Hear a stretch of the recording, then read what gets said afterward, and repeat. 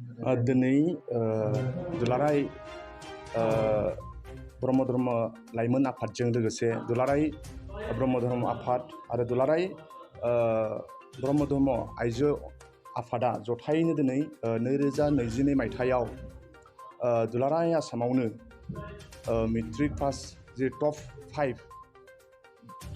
दुलाराय ब्रह्म धर्म आफादा बिथांमोनहा आवगायनो थिरांथा लानाय बादियै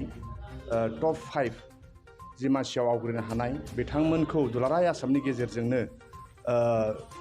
गुरु जगेश्वर बाबानि मुङाव बिथांमोनहा एवार्ड होबोबाय थादों आरो देग्लाय 5थि खेब जाबाय बे एवार्ड होनाया आरो बे एवार्ड होनाय हाबाफारिखौ उदालगुरि जिल्लानिनो उदालगुरि फरायसालिमानि न'ब्लाङाव लानाय जादों। बे हाबाफारिया जोबोद मोजां जादों आरो बे हाबाफारियाव बाहागो लाफैनानै आं जोबोद गोजोननाय मोन्दों आरो बे हाबाफारिखौ लोगोसेयैनो उदालगुरि जिल्ला दुलाराय ब्रह्म धर्म आफादा बिथांमोनहा उदालगुरि जिल्लानि गेजेराव टप 15 फरायसाफोरखौ बिथांमोनहा मान बावफानाय जादों। आं गिबियाव दुलाराय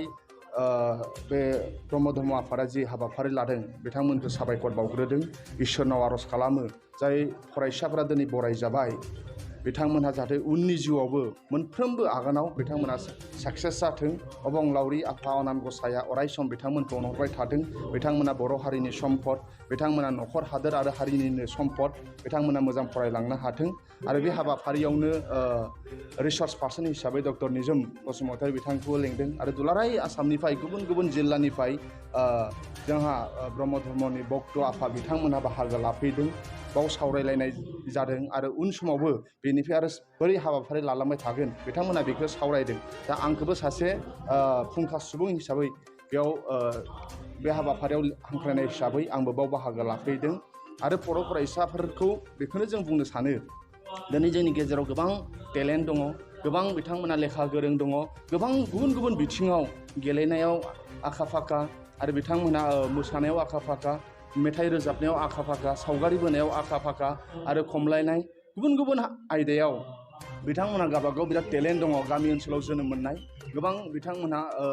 सरकारनिफ्राय डिप्रेभ जानानै थानांदों आरो माखासे फेसिलिटिफोरखौ मोनाखै। नङाबा जोंहा फोथायनाय दङ जेरै मणिपुरनाव दिनै मणिपुरनि मानसिफ्रा गोबां बिथांमोनहा खेला दुलायाव आगबारिबाय। जोंबो मणिपुरनिफ्राय खम नङा, जोंनावबो जुदि फेसिलिटि थायोबा जोंनि फरायसाफोरा बेबायदि फेसिलिटिखौ मोनगोन आरो गोबां IIT फरायनो हानाय, गोबां डक्टर इन्जिनियार जानो हानाय रोंगौथि गोनां बर' फरायसाफोर दङ। दा बिथांमोनखौ नागिर दिहुननो नांगोन। गुबुन गुबुन एंगेलनि गेजेरजों बेफोरबायदि मान बावनाय, बेफोरबायदि थुलुंगा हाबाफारिया जोंनि गेजेराव जाबाय थादों आरो बे जोबोद बाख्नायथाव आरो बेफोरबायदि हाबाफारिया जाहाथे जालांबाय थानोबो नांगौ। दा गोबां बर' फरायसाफ्रा आं बाव फैनानै खोनानो मोन्दों गुबुन गुबुन बाबा बिथांमोनहा बुंदों जायफोरबो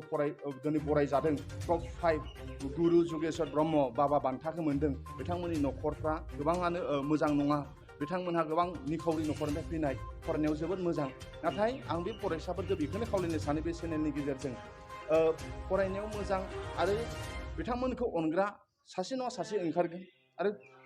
आसामाव बेबायदि जोंनि गेजेरावबो गोदोबो जादोंमोन गोबां मोजां बर' फरायसाफोरखौ माखासे जाय मदद होगिरि बिथांमोना नागिरनानै मोना। दा नोंथांमोना बेफोर चेनेलनि गेजेरजों बै जाय मदद होनो गोसो दङ बेफोरबायदिखौ नागिरनानै बैफोर फरायसाफोरखौ जाहाथे थुलुंगा होनो नांगोन आरो बैफोर बर' फरायसाफोरखौ मदद होनोबो नांगोन। दा ओंखायनो जोंनि गेजेराव गोबां प्रफेसार, गोबां लेक्सारार, गोबां NGO दङ, गोबां मोजां सानग्रा दं, गोबां मदद होनो लुबैग्रा माहाजोन एफा एनै बिथांमोनहा दङ। दा बिथांमोनहा जाहाथे हारिनि गेजेराव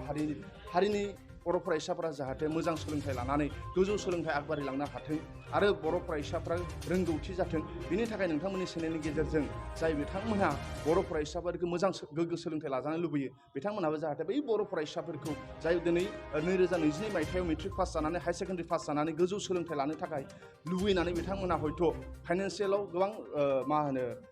थालांनो गोनां जादों। बैफोरबायदिखौ जाहाथे जोंनि हारिनि गेजेराव जाहाथे अनहरथों, मदद होथों, बेखौ आं नोंथांमोननि चेनेलनि गेजेरजों आर'ज खालामनाय थाबाय। दिनैनि समाव गोबां लाइमोनफ्रा दिनै अकल जों बर' हारियाल' नङा, दा जों बर' हारिया माखासे जौगानाय हारि नङा। दा जोंनि गार्जेनफोरा 100% लिटारेसि रेट नङा। जोंहानि आइयाबो रोङा, गुबुननि आइ आफा बिथांमोनहाबो रोङा। दा बिथांमोनहा जों माने फार्स्ट जेनेरेसनासो लेखा गोरों, फार्स्ट जेनेरेसनासो MA पास, फार्स्ट जेनेरेसनासो दिनै मेट्रिक पास जानाय। दा ओंखायनो बेफोरबायदियाव जोंहा गामिफ्राव सावरायनो नांगौ आङो मोनसे बाथ्रा गोसोखांदों आं जेला दुलाराय बर' फरायसा आफादनि सोलोंथाइ नेहाथारिमोन जोङो दुलाराय ब्रह्म धोरोम आफादा आंखौ हांख्रायनानै गुरुदेब कालिचरन ब्रह्म बिथांनि जायगायाव दुलिगाव होननाय मोनसे जायगायाव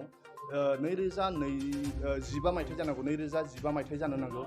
बे मायथाइयाव बेयाव दुलिगाव गामिनि रायजो राजा बिथांमोनानो जैग सावनानै दिनैनिफ्राय बिमा बिफा फिसाला आरो फरायसा बिथांमोना गामिनि सेंग्रा सिख्ला बिथांमोना जैग सावनानै जों जौ लोङा जोङो गाज्रि खामानि मावा जों अराय सम मोजां जागोन अराय सम बिमा बिफानि खोथाखौ मानिगोन बैफोरबायदि हाबाफारिया ब्रह्म धर्मनि गेजेराव जोबोद बाख्नायनो गोनां आरो बे हाबाफारिखौ दुलाराय आसामावनो ब्रह्म धर्मआ जाहाथे लांबाय थानो नांगौ बेफोरबायदि हाबाफारि फिसा फिसा हाबाफारिनि गेजेरजोंसो दिनै सोलायनाय जागोन दिनै भारतनि मोनसे NGOआ बिथांमोना रिसार्च खालामदोंमोन जे मबाइला मानसिखौ लाब खालामदों ना खहा खालामदों 100नि गेजेराव 93 फरायसाफोरनि जाय इयुथ जाय फरायसा बेखौनो मबाइला माने कनस्ट्राक्टिभ लामायाव 3% लांदों आरो 93%आनो डिस्ट्राक्टिभ लामायावसो लांदोंनो माने गाज्रि लामायावसो लांदों दा ओंखायनो बिनि फारसे जोङो कनसियास जानो नांगौ मबाइलाव मोजांबो फैयो गाज्रिबो फैयो गुबुन फरायसाफ्रा मबाइलनि गेजेरजों IIT एडमिसनबो मोन्दों गुबुन फरायसाफ्रा मबाइलनि गेजेरजों साख्रि बाख्रिबो मोन्दों नाथाय गुबुन मबाइलनि गेजेरजों गाज्रि लामायावबो थांदों दा बेफोरबादियाव जों माहारियारि आफादजों लोगोसे गुबुन गामिनि गार्जेन गामिनि गावबुरा गामिनि मुखियाल गामिनि बिदा फंबाय जों ज' लोगो नांनानै बिनि फारसे जों जुजिनो नांगोन बिनि फारसे जों एवारनेस लाबोनो नांगोन न'खराव अराय सम मोजां खोथाखौल' जों रायज्लायनो नांगोन न'खराव कनस्ट्राक्टिभ खोथाखौ रायज्लायनांगोन आरो फरायसा बिथांमोनाबो गेदेरखौ मान होनाय उन्दैखौ अननाय बिमा बिफानि बोसोनखौ लानाय बेफोरबायदि जायोब्लासो जों सोलायनो हागोन आरो बेखौ जोङो सानसेनो हानाय नङा सानफा एफा जोङो सबबो मोजां जालायलायबा मोनफ्रोमबो एंगेलनिफ्राय खामानि मावलायलायब्ला बेबो जोंनिफ्राय खमायलांगोन होननानै आंहा फोथायनाय दं बर'नि पर्टेल रादाबगिरिफोरनिसिम आंनि साबायखर बावहरग्रोबाय जे जोङो दिनै 24 जुलाइ 2022 मायथाइनि रबिबार बाराय बे दिनखालि उदालगुरि जिल्लानि सिङाव थानाय उदालगुरि फरायसालिमानि नब्लाङाव दुलाराय ब्रह्म धोरोम आफाद आरो बिनिनो सिङाव थानाय गांखं आफाद जेरै आइजो आफाद आरो लाइमोन आफाद मोनथामबो आफादजों खौसे जानानै थांनाय 2022 मायथाइनि जिथु सेबाजों सामलायजानाय मेट्रिक आनजाद एबा SSLC आनजाद बेवहाय बे आनजादाव जोंनि ब्रह्म धर्म न'खरनिफ्राय जायफोर फरायसाफ्रा बयनिख्रुइ बांसिन नम्बर लानानै उथ्रिसारनो हादों दा बै फरायसाफोरखौ टप 5 होननानै जों मोनसे सिरिज दोनदों दा बे सिरिजनि गेजेराव उथ्रिसारनाय गथ'फोरखौ दुलाराय ब्रह्म धोरोम आफादनिफ्राय जों बरायनाय जादों आरो बे बरायनाय हाबाफारिया दिनैसिम फैयै 5 बोसोरावनो फैबाय थांनाय 4 बोसोरखौ जोङो थुलुंगा बान्था हिसाबै होबोदोंमोन नाथाय देग्लायनिफ्राय गुरु बाबा जगेश्वर ब्रह्म बान्था होननानै मोनसे बिमुं होदेरनानै जों बे बान्थाखौ मोनसे समायनासिन महर खालामदों गुरु बाबा जगेश्वर ब्रह्म बान्था मुंखौ जों होनायनि मोनसे जोंहा गोथौ मोनसे नोजोर दङ बे नोजोरा जादों गुरु बाबा जगेश्वर ब्रह्मआ जोंनो ब्रह्म धोरोमनि आदर्शखौ जेरै गुरुदेब कालिचरन ब्रह्मआ जोंनो होलांबाय बिनि आद्रा थानाय माखासे खामानिखौ मावफुंनानै गावनि जिबन मोनसे बे ब्रह्म धोरोमनि मुङावनो बे बावसोमना गालांदों आरो बे गुरु बाबा जगेश्वर ब्रह्मआ सोलोंथायारि बिथिङावनो जा थुनलाइ बिथिङावनो जा हारिमु बिथिङावनो जा बा धोरोमारि बिथिङावनो जा गासैबो बिथिङावनो नोजोर बोनानै बेयो जोंखौ मोनसे गोदान लामा दिन्थिदों आरो धोरोमा जे जोंनो सोलोंनो गोनां आयदाथार मानसिनि मोनसे आध्यात्मिक गियाननि गोनांथि दंथारो बे बाथ्राखौ जोङो जगेश्वर गुरु बाबानिफ्राय जोङो रोखा जों बास्तब महरै मोननो हादों बेनिखायनो बे बाबानि गोसोखांथियाव जोङो दिनैनि बे 2022 मायथाइनिफ्राय फैबाय थागोन उननि समफ्राव बे मेट्रिक थाखोनि टप 5 फरायसाफोरनो जों होलांबाय थासिगोन बेनिखायनो बे आदर्शजोंनो जोङो दिनै दुलाराय ब्रह्म धोरोम आफादनि जानानै बे हाबाफारिखौ जों दिनै गाजा गोमजायै दिनै सारा आसामनि सिङाव थानाय दाब दाब जिल्ला एबा आनसलिकफोरनिफ्राय नुजाफैनो हानाय जोंनि ब्रह्म धोरोम सिबियारि रायजो राजाफोरनि सिगाङाव बेखौ जों गाजा गोमजायै बे अनजालु फरायसाफोरखौ जोङो दिनै बरायदों आरो फैबाय थागोन समफोराव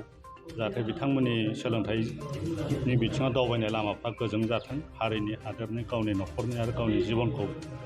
गोजों लामाजों लांनो हाथों बेखौनो जोङो इसोरनि खाथियाव आर'ज गाबनानै दिनैनि बे हाबाफारिखौ जों खुंफुंनाय जादों दिनैनि बे हाबाफारियाव बाहागो लाफैनाय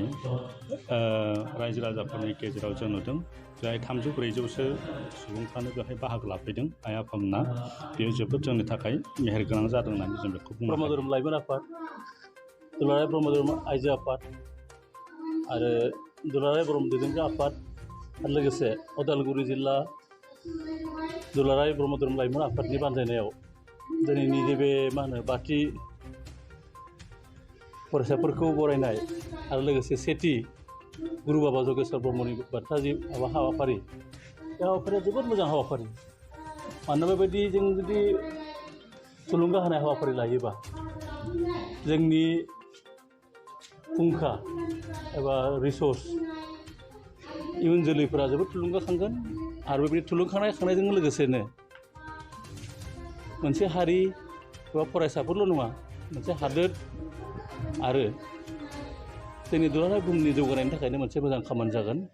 मानोना आथिखालनि देरसिन जेंनायानो जादों मा जोंनि बांसिन फरायसाफ्रानो दा खहा जागासिनो दं मोनसे मा होनना बुङो मोनसे गाज्रि आबहावाजों मोगा मोगि जानांगासिनो दङ दा बेबायदियाव जोंनाव जि कारिकुलाम स्कुलफोरनियानो जा इउनिभारसिटियानो जा बाव मोननै माबा दङ मा होनना बुङो पिस इडुकेसन आरो भेलु इडुकेसननि हाबाफारि दङ दा बे मोननै हाबाफारिखौ बिथांमोनहा बे धोरोमाव आफादाव फैनाय लोगो लोगोनो भेलु इडुकेसननि गियान आरो लोगोसे पिस इडुकेसननि गियान आथिखालनि जि इनटलारेन्स सहायनो हायै बेफोरबायदिखौ माने मा बिथांमोनहा मोनसे मोजां आबहावा मोन्दों जाहाथे बेफोरनिफ्राय गोजानाव थानो हायो दा बेनिखायनो आं सानो माने बेबायदि हाबाफारिया जोबोद बाख्नायथाव आरो इयुनावबो जाहाथे बिथांमोनहा बेबायदि हाबाफारिखौ लालांबाय थायो आं बेखौनो मिजिंथियो मानो होनबा बेबायदि हाबाफारि लायोबा जोंनि समाजनि थाखाय जोंनि रायजोनि थाखाय जोंनि हादोरनि थाखाय जोबोद मोजां खामानियाव फैगोन थांनाय बोसोरनि फरायसाफोरनि बेलायावबो कर'नानि जितु फरायसालियाव थांनो मोनाखै दा बेफोरनि गोहोमाव देग्लायनि रिजाल्टफोरा माबायदि बांसिन खहा जादों जोंनि उन्दै उन्दै गथ'फ्रा बांसिन खहा जादों बुंनो थाङोबा जोंनि नार्सारिनिफ्राय लानानै गुदि माने बिथराइ थाखोनिफ्राय लानानै 10 थाखोनि फरायसाफोरा बांसिन खहा जादों बेबायदि बिथिंखौ नोजोर होनानै जों नुनो मोन्दों जे देग्लायनि जिनाखि मेट्रिकनि आनजादनि रिजाल्ट बे रिजाल्टफोराव माने जोंनि प्राइभेट फरायसालिफोरनि रिजाल्टफोरा साबसिन जादों आरो सोरखारि फरायसालिफोरनि रिजाल्टआ एसे सिगांनि रुजुनायाव खम जादों आं सानो बे माने एसे गेप थालांदों फरायनायाबो खम जादों बा जेरैबायदि माने ब्रिज खालामनांगौ राहा लानांगौमोन सोरखारनि फारसेनिफ्रायनो जा बा जोंनि आफादफोरनि फारसेनिफ्रायनो जा बेबायदि लालांनायाव एसे खहा जादों बेनि थाखाय बिनि गाज्रि गोहोमखौ फरायसाफोरा भुगिनांदों आं सानो बे जेंनाया लासै लासैनो जोबलांगोन आरो फरायनायनि मोनसे मोजां आबहावा फैगासिनो दङ आसामाव बे आं मिजिंथियो इयुननि समफोराव रिजाल्टफ्रा साबसिन जागोन